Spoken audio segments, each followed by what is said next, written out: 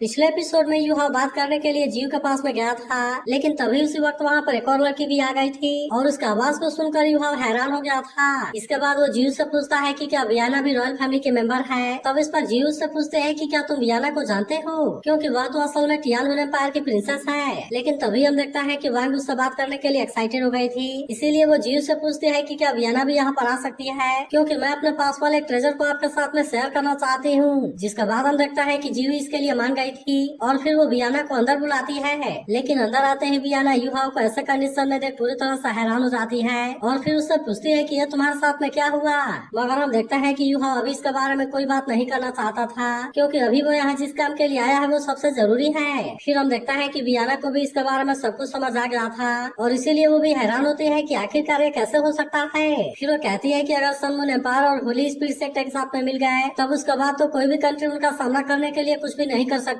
और अब इसीलिए वो जीव से पूछती है कि तुम इसके बारे में क्या करने वाली हो, क्योंकि ये सिचुएशन तो बहुत ही अजीब है। इसके बाद हम देखता है कि जीव ने युहा के साथ में ज्वाइन होने का डिसाइड कर लिया था और अब इसीलिए वो कहती है कि मैं एम्परर को भी जल्दी से इसके बारे में बताऊंगी, क्योंकि अगर हमने इसके लिए सारे फोर्स को एक साथ में नहीं किया तब इस तरह से से कोई भी इसके सामने कुछ नहीं कर पाएगा। तभी वांग इनसे कहती है कि हम भी इसीलिए यहाँ पर आए हैं और हम चाहते हैं कि दोनों प्रिंसेस एक साथ में कोऑपरेट करें। लेकिन फिर वो कहती है कि इस बार हम श्रेक एकेडमी को रिप्रेजेंट नहीं कर रहे हैं, बल्कि ये तो असल में हमारा तंग सेक्टर है। तब इसके बारे में सुनते ही दोनों इस बात से काफी हैरान हो जाते हैं और फिर कहता है कि थैंक्स सेक्ट। लेकिन तभी वांग इनको जुगी गॉडली बैलिस्टा दिखाने के लिए रेडी हो जाती है और फिर बताती है कि इसे युहा ने डेवलप और इम्प्रूव किया है। फिर वो कहती है कि भले ही ये लेवल 4 वाला सोल गाइड है, लेकिन ये असल में बाकी के लेवल 6 वाले सोल गाइड के बराबर है। इसके बाद वो इनसे बताती है कि इसमें की रिचार्जेबल मिल्क वैल्यू सबसे इम्पोर्टेंट चीज है। तभी युहा भी कहने लगता है कि ये चीज थैंक्स सेक्टर की थॉट है और इसीलिए तुम इसे स्टडी के लिए रख सकते हो। लेकिन इसके बाद हम देखता है कि वे यहाँ से जाने के लिए रेडी हो गए थे और फिर युहा इनसे कहता है कि अगर तुम इसके लिए रेडी हो तो फिर हम हमेशा ही तुम्हारे साथ में कोऑपरेट करने के लिए रेडी हैं। जिसके बाद वे भी इसके बारे में सोचने के लिए थोड़ा सा टाइम लेते हैं, जबकि वही हम देखता है कि वांग और युहा वहाँ से चले गए थे। इसके बाद अगले सीन में हम देखता है कि युहा वांग के साथ में होता है, जहाँ पर वो उससे कहता है कि तुमने सच में मुझे काफी इम्प्रेस कर दिया, क्योंकि टियान एम्पायर न केवल हमारा पोटेंशियल पार्टनर बन गया है बल्कि वे तो हमसे सीलिंग बोटल टेक्नोलॉजी को भी चाहते हैं, जिसे कि मास्टर जाइबे ने डेवलप किया था। अब इसीलिए युहा को यकीन है कि जल्दी ही टैंक सेक्टर के पास में और 2 नए कस्टमर होंगे। तभी वांग उससे कहती है कि मास्टर जाइबे ने तो अंडरग्राउंड वाले फैक्ट्री को बनाना शुरू कर दिया है, इसीलिए तुम इसे केवल एक बार कंप्लीट हो जाने दो, क्योंकि उसके बाद हम उसमें हाई लेवल वाले सोल गाइड का भी प्रोडक्शन कर सकते हैं। फिर वो कहती है कि अब तो हमारे पास में और 2 कंट्री का सपोर्ट है और इसीलिए हम इसके मदद से सन मून एम्पायर के स्पीड को कम कर सकते हैं। लेकिन तभी हम देखता है कि युहा काफी इमोशनल हो गया था और फिर वो वांग से कहता है कि तुमने इतना हार्डवर्क किया और इसीलिए मैं इसके लिए तुम्हें थैंक यू कहना चाहता हूँ। इसके बाद वो उससे कहता है मुझे पता है कि तुम स्ट्रेट फॉरवर्ड हो, लेकिन इस पर वांग उससे कहने लगती है कि मैं भी तो यही चाहती हूँ, क्योंकि हाउटियन सेक्टर और टैंक सेक्टर का स्पीड सेम है और इसीलिए टैंक सेक्टर को डेवलप करना मेरी ड्यूटी है। लेकिन फिर वो कहने लगती है कि अभी हमारे सामने एक और परेशानी है, क्योंकि सोल मास्टर कंपटीशन कल ऑफिशियली शुरू हो जाएगा, जबकि सीनियर बेक इंजरी को हील होने में अभी भी कम से कम 10 दिन लगेंगे। इसके बाद अगले दिन हम देखते हैं कि कंपटीशन के स्टार्ट होने का टाइम आ चुका था, इसीलिए इसे ब्रॉडकास्ट करने के लिए मीडिया वाले यहाँ पर आए होते हैं, जहाँ रिपोर्टर बताती है कि ये सोल मास्टर एलाइट कंपटीशन का 224वां सेरेमनी है, जिसे कि आज कंपटीशन वेन्यू में बहुत ही शानदार तरीके से शुरू किया जाएगा। तब इसके बारे में सुनते ही सभी लोग इसके लिए काफी एक्साइटेड हो गए थे और हम देखता है कि वे इसे देखने के लिए रेडी होते हैं। फिर हम देखता है कि इस कंपटीशन को स्टार्ट करने के लिए एक सीनियर यहाँ पर आ गया था, जिसके बाद हमें पता चलता है कि ये कंपटीशन असल में प्रिंस टियानन के देख रेख में होगा और अब इसीलिए हम देखता है कि सभी उसका वेलकम करने के लिए रेडी हो गए थे। लेकिन फिर हमें पता चलता है कि यहाँ पर टोटल 167 टीम पार्टिसिपेट करने के लिए आए हैं, जिसके बारे में सुनते ही सभी लोग भी इसके लिए काफी एक्साइटेड हो गए थे और फिर हम देखता है कि सारे टीम एक एक करके यहाँ पर आने लगते हैं। जिसके बाद हम देखता है कि इस बात से सभी और ज्यादा एक्साइटेड हो गए थे और फिर हम देखता है कि वे इस कंपटीशन के लिए काफी एक्साइटेड होते हैं। वहीं उधर जीव और वियाना भी अपनी टीम के साथ में यहाँ पर आ गए थे और तभी हम देखता है कि युहा भी अपनी टीम के साथ में यहाँ पर आ गया था। फिर वो वांग से कहने लगता है कि तुमने टैंक सेक्टर की काफी हेल्प की है, क्योंकि दोनों प्रिंसेस इनके साथ में कोऑपरेट करने के लिए मान गए हैं और उन्होंने हर महीने 10 जुगी गॉड बैलिस्टा का डिमांड किया है। अब इसीलिए हम देखते हैं कि वे इस बात से काफी खुश हो गया था और फिर वो वांग से कहता है कि अब से इसकी जिम्मेदारी तुम्हारी होगी। लेकिन वहीं हम देखते हैं कि वे को अभी रिकवर होने में टाइम लगने वाला था, इसीलिए वो युहा से कहता है कि टीम की जिम्मेदारी अब तुम्हारी है। लेकिन इसके बाद हम देखते हैं कि यहाँ पर एक एक करके बहुत सारे टीम आ गए थे, इसीलिए इसे देख सिया इस बात से काफी हैरान हो जाती है और फिर वो कहने लगती है कि यहाँ पर तो इतना सारे टीम आ गए और ये तो सच में पिछले वाले कंपटीशन से बहुत ही ज्यादा है। लेकिन इसके बाद हम देखते हैं कि अब यहाँ पर सन मून एकेडमी के आने की बारी आ गई थी, इसीलिए इसे देख सभी लोग लोग इसके लिए काफी एक्साइटेड होते हैं और हम देखते हैं कि वे इनका वेलकम करने के लिए रेडी हो गए थे। लेकिन वही सीनियर का अंदर लगता है कि आज यहाँ पर सभी टैलेंटेड आदमी एक साथ में इकट्ठा है और इसीलिए ये नजारा सच में बहुत ही अमेजिंग है। लेकिन तभी हम देखता है कि यहाँ टियानन के आने की बारी आ गई थी, इसीलिए यहाँ का नजारा पूरी तरह से चेंज हो जाता है और फिर हम देखता है कि यहाँ पर बहुत सारे सोल्जर एक साथ में आ गए थे। जिसके बाद वांग भी इस बात से काफी हैरान हो गई थी और फिर कहती है कि यह नजारा तो सच में काफी खौफनाक है। तभी हम देखता है कि यहाँ पर केवल सोल्जर ही नहीं आए होते हैं बल्कि इनके साथ में बहुत बड़े बड़े सोल गाइड भी होते हैं। लेकिन तभी हम देखता है कि प्रिंस टियानन भी यहाँ पर आ गया था और अब इसीलिए सभी लोग इसका वेलकम करने के लिए रेडी होते हैं। लेकिन वही काइतो इसे देखते ही इसके ऊपर काफी गुस्सा होने लगा था और फिर कहता है ऐसा लगता है कि थ्रोन को हासिल करके एम्परर बनना इसका अगला स्टेप है। तभी इस बीच युवा को पता चलता है कि ड्रैगन सियाओ यहाँ भी यहाँ पर आया हुआ है और अब इसीलिए हम देखता है कि वो इस बात से काफी हैरान हो गया था। फिर वो कहने लगता है कि हमारा अनुमान तो बिल्कुल सही निकला क्योंकि सन मून एम्पायर ने सच में होली स्पिरिट क्लैन के साथ में हाथ मिला लिया है। फिर वो कहता है कि लेवल 99 वाले एग्जिस्टेंस ने सन मून एम्पायर को हरा दिया और अब इसीलिए ऐसा लगता है कि डालो कॉन्टिनेंट का पीएलएस पहले से ही काफी जटिल है। तभी हम देखता है कि टियानन के साथ वाली लेडी माइक के सामने आती है और अब इसीलिए सभी पूरी तरह से शांत हो गए थे। फिर हम देखता है कि वो इस तरह से सबका वेलकम करने के लिए रेडी हो गई थी और फिर कहती है कि मैं रॉयल हाइनेस टियानन के बिहाफ पर सबका वेलकम करती हूँ। तब इसके बारे में सुनते ही सभी फिर से इसके लिए काफी एक्साइटेड हो जाते हैं क्योंकि लेडी अब इस कंपटीशन को स्टार्ट करने के लिए रेडी हो गई थी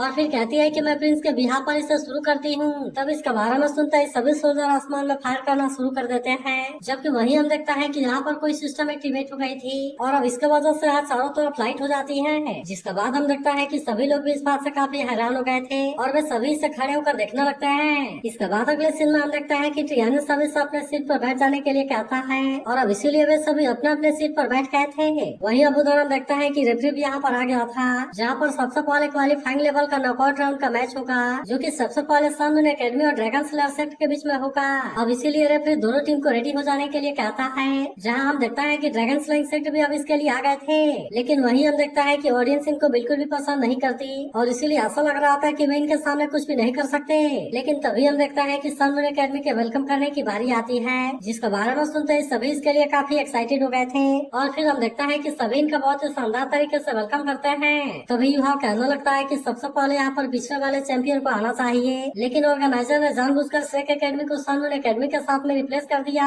इसके बाद सन मून एकेडमी वाले सामने आने के लिए रेडी हो गए थे जहाँ हम देखता है कि सभी इनका बहुत ही शानदार तरीके से वेलकम करते हैं। तभी ननान कहने लगती है कि इस कंपटीशन के हर गेम में सबसे पहले इंडिविजुअल एलिमिनेशन होगा और फिर उसके बाद से टीम बैटल होगा जिसमें हर एक मैच को जीतने के लिए 1 पॉइंट मिलेगा जबकि वही टीम बैटल में जीतने के लिए 5 पॉइंट। तब इस पर वांग कहती है कि अगर किसी टीम ने 7 इंडिविजुअल मैच को जीत लिया तब इस तरह से उसे किसी टीम बैटल की जरूरत नहीं होगी। तभी काइतो कहता है कि टीम बैटल में सबसे ज्यादा एडवांटेज सोल मेंटर का पास होता है लेकिन इसके बाद भी सन मून एम्पायर ने कंपटीशन के रूल को इस तरह से चेंज क्यों किया। तभी हम देखता है कि रेफरी फर्स्ट वाले इंडिविजुअल मैच को स्टार्ट करने के लिए रेडी हो गया था जहां हम देखता है कि सन मून एकेडमी की तरफ से मेंग आती है जबकि वही ड्रैगन स्लेयर सेक्टर की तरफ से एक लड़का इसके साथ में फाइट करने के लिए आता है। तब इसके बारे में सुनते ही सभी इनके बीच के मैच को देखने के लिए काफी एक्साइटेड हो गए थे। तभी सेंसी कहने लगता है कि मेंग का एल्गोरिथम तो बहुत ही अच्छा है जबकि रूल के हिसाब से ओपनिंग वाला मैच पहले वाले चैंपियन से होता है लेकिन इन्होंने तो पहले ही राउंड में श्रेक एकेडमी को गुड बाय बोल दिया और इसका मतलब है कि सन मून एकेडमी यहाँ पर अपने पावर को शो ऑफ करना चाहता है। वहीं हम देखता है कि लड़के ने अपने पावर को एक्टिवेट कर लिया था और अब इस तरह से मेंग का सामना करने के लिए रेडी हो जाता है। तभी युवा कहने लगता है कि डाब्लो कॉन्टिनेंट में बहुत सारे सेक्टर हैं जिनमें से ज्यादातर लोग एक ही तरह के लोगों को कल्टीवेट करने में अच्छे हैं। लेकिन तभी हम देखता है कि मेंग लड़के के अटैक से अपने आप को बहुत ही आसानी से बचा लेती है और फिर वो तुरंत इसके ऊपर अटैक भी कर देती है और अब इसीलिए उसने इस लड़के को बहुत ही आसानी से हरा दिया था। जिसके बाद हम देखता है कि सभी इस बात से काफी एक्साइटेड हो गए थे और वही अब इसका सामना करने के लिए अगला प्लेयर इसका सामने आता है। फिर हम देखता है कि वो गेम के स्टार्ट होते ही सीधे मेंग पर अटैक करने के लिए चला गया था जहां हम देखता है कि वो लगातार इसके ऊपर अटैक करना शुरू कर देता है मगर तभी हम देखता है कि मेंग भी अपने पावर का यूज करने के लिए रेडी हो गई थी और अब इसीलिए वो भी अपने पावर का यूज करके इस पर लगातार अटैक करना शुरू कर देती है। तब हम देखता है कि वो लड़का अपने आप को बचाने के लिए कोशिश करता है लेकिन फिर भी हम देखता है कि वो मेंग के अटैक के सामने कुछ भी नहीं कर पाता और अब इसीलिए मेंग ने इसे भी बहुत ही आसानी से हरा दिया था। वहीं हम देखता है कि सन मून एकेडमी को 2 पॉइंट मिल गए थे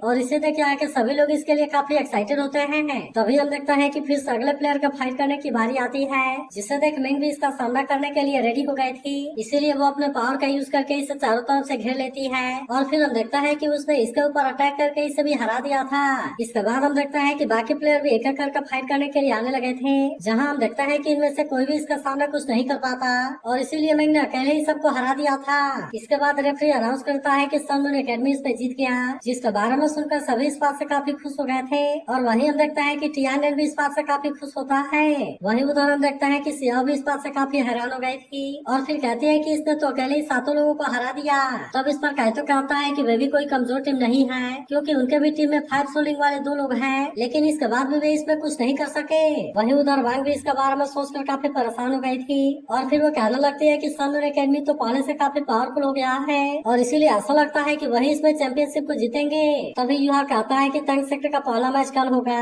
इसीलिए चलो हम फर्स्ट राउंड को ओपोनेंट के परफॉर्मेंस को देखते हैं। इसके बाद अगले सीन में हम देखता है कि वे होटल में वापस आ गए थे, जहां वांग कहती है कि इस बार इसमें सेक्टर को भी पार्टिसिपेट करने के लिए अलाउ कर दिया गया और इसीलिए इस कंपटीशन में तो पूरी तरह से केओस हो गया है। फिर वो कहती है कि आधे ट्रेडिशनल टीम तो सेक्टर टीम के द्वारा एलिमिनेट हो गए, जिस पर सियाओ कहने लगती है कि वियाना और मुसुई दोनों ही 1000 सोल एम्पायर के रॉयल फैमिली के मेंबर हैं, लेकिन फिर भी वो स्नो डीमन सेक्टर के बिहाफ पर फाइट कर रही है। तभी वांग कहने लगती है कि सेक्टर टीम एकेडमी टीम से ज्यादा ताकतवर होती है, लेकिन इसके बाद भी सनमून एकेडमी जो की एक एकेडमी टीम है वह ओपनिंग मैच में इतना आसानी से जीत गया और इसीलिए तो और भी ज्यादा डरावना है। जिसके बाद युहा कहता है ऐसा लगता है कि तुम मैंग के पावर से ज्यादा सरप्राइज नहीं हो। जिस पर वांग कहते हैं कि जब होंगचन और मैंग एक्सचेंज स्टूडेंट के रूप में श्रेक एकेडमी में आए थे तब उस समय मैंने उसके साथ में बहुत सारा सेशन किया था, इसीलिए भले ही वो एक सोल मास्टर है, लेकिन इसके बाद वो मार्शल आर्ट के ट्रेनिंग में बहुत ही टैलेंटेड है, जबकि हमारे एकेडमी ने कुछ भी नहीं छुपाया और इसीलिए जब उसने श्रेक एकेडमी में 3 सालों तक मार्शल आर्ट का ट्रेनिंग किया तब इसके वजह से उसकी प्रोग्रेस काफी बढ़ गई है। तभी सियाओ खाते हुए कहती है कि वह तो अपने पावर को छुपाती है और इसीलिए हम उसके ताकत के लिमिट के बारे में कोई अंदाजा नहीं लगा सकते। तभी हम देखता है कि वो लास्ट वाला बिस्किट भी खाने वाली थी, लेकिन तभी वांग इसे उठा लेती है, मगर तभी हम देखता है कि मैंग ने आकर इसे इसके हाथों से ले लिया था और इसीलिए इसे देख वांग हैरान हो जाती है। फिर वो कहने लगती है कि तुमने श्रेक एकेडमी के भी यहाँ पर पार्टिसिपेट क्यों नहीं किया, क्योंकि इस तरह से तुम्हें खोजना मेरे लिए आसान हो जाता। लेकिन इस पर वांग कहती है कि तुम्हें इस बात से कोई मतलब नहीं रखना चाहिए। लेकिन तभी मैंग कहती है कि मुझे ऑर्गेनाइजिंग कमेटी से इसके बारे में पता चला और तुम तो इस बार टंग सेक्टर के भी यहाँ पर फाइट कर रही हो और ये तो वही सेक्टर है जिसे कि 4000 साल पहले हमारे सनमून ने पाने से हराया था। जिसके बाद सियाओ गुस्सा होते हुए कहती है कि तुम्हें कैसी बकवास करने लगी और वही वांग कहती है कि अब मैं तुम्हें टैंक सेक्टर के ताकत को एक्सपीरियंस कराऊंगी। तभी हम देखता है कि युहा वांग से यहाँ से चलने के लिए कहता है, जिसके बाद मैंग की नजर युहा के ऊपर जाती है और वही से ऐसे कंडीशन में देख हैरान हो गई थी, मगर वही हम देखता है कि युहा वांग को बात करने से मना कर देता है और अब इस तरह से वे यहाँ से चले जाते हैं।